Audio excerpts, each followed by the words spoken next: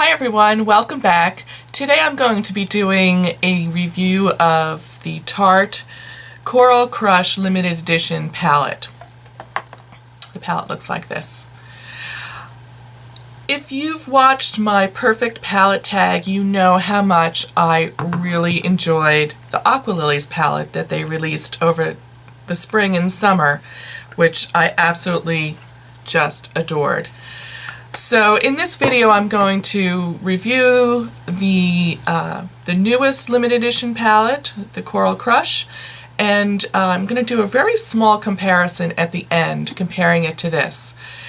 So be sure to watch through to the very end because I have some pretty interesting findings there.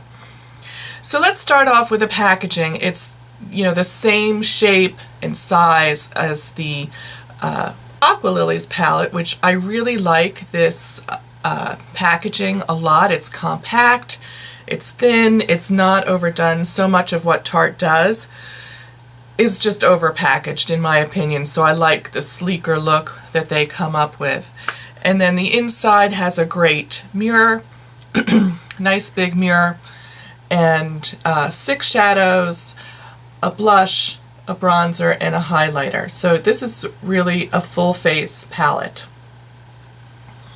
This palette also comes with a little card that has 2 different looks on it. I really love when cosmetic companies include those with the palette. I am wearing this palette today, obviously. I've used the this color here, the pinky color, on my brow bone, and this in the inner corner of my lid, and then I used this here along the crease. This is along the outer edge of my eye, and then, you know, kind of develop the color a little bit with this darker color.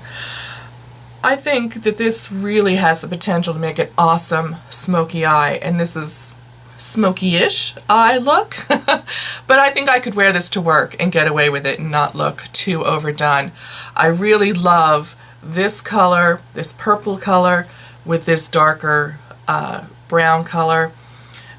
I think this has a lot of lavender undertones in it, and it really comes out when you pair it with this up here.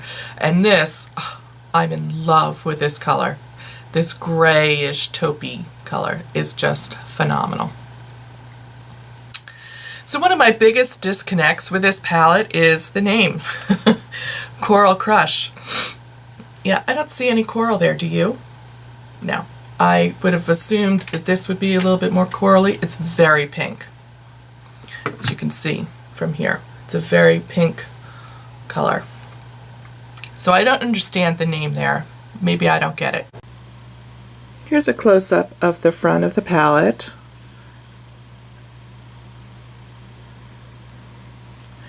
And when you open up inside, it has a nice big mirror, and it is very similar to the Aqualillies palette in its layout.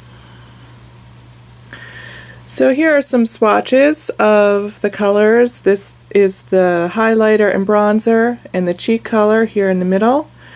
And then starting at this corner of the wheel and going around is the Paradise Pink and the Lilac Mist. These are both have a little bit of glitter in them. Can't really tell if you can, that camera's picking it up.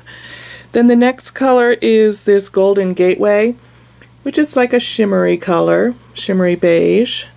This is Sandy Gray, which is again a nice shimmer. I think this is the star of the palette. It's a beautiful neutral, almost comes off a little bit like a duotone. Sometimes it looks brown, sometimes it looks gray. It's awesome. Then there's the mid-tone brown in Tropical Suntan, and Coco Cabana, the dark brown. These two are more matte. This one, however, is really gorgeous as well. It almost has a little bit of like a lilac undertone to me. So these two are absolutely the stars of this palette. I also wanted to give you a a close-up of the swatches here. I think the lighting's a little bit better up here so you can really see the colors. So I like this palette. I don't love it. I like it. It's growing on me. When I first got it, I was really disappointed and I thought, I'm sending this back. But I really wanted to give it a fair shake and play with it a little bit more. I think it's going to be a nice palette. I'm not going to love it as much as I loved this. If you don't have this, you'll probably love this. But in comparison, I just think the formula is a little bit off, and I shot a little clip of me kind of comparing the two side by side. So if you've watched my perfect palette tag, you'll know that this Aqualillies palette is really one of my all-time favorite palettes, and it's very similar to the newest offering from Tarte, so it obviously begs for some comparison. And I think that right off the bat, the formula for the shadows and the blush in the new palette seem a little different to me from this one. And they seem a little bit flakier, I guess. So let's just, when I run my brush on the blush for this palette, it picks up the right, like a normal amount of blush. When I do it on this, it, holy guacamole, picks up a lot of blush. Yeah, that's a lot of blush. And I think the same thing for the shadows, especially these top two. So when I compare that to this, you don't see a whole lot come off in the pan there.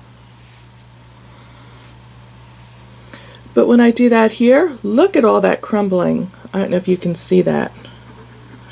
But it just, so much comes off on the brush. So you really have to, and same thing with the purple. Wow. I mean, I'm not pressing any harder. You really have to do a lot of tapping off when you use these. So I hope you found this video helpful, and if you would like to see the other products I'm wearing on my face along with this palette, I'll list them in the down bar below. And I hope you're having a great day, and I'll see you real soon. Bye-bye.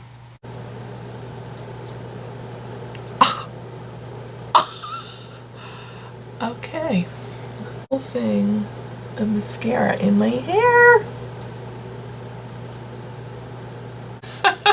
Okay, so I realized the lipstick I wanted to use while I was doing this makeup look was in my purse. So I went downstairs to look for it and decided to empty out the lipsticks that I had in my handbag.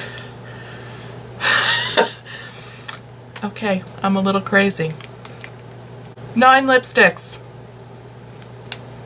I think I have a problem.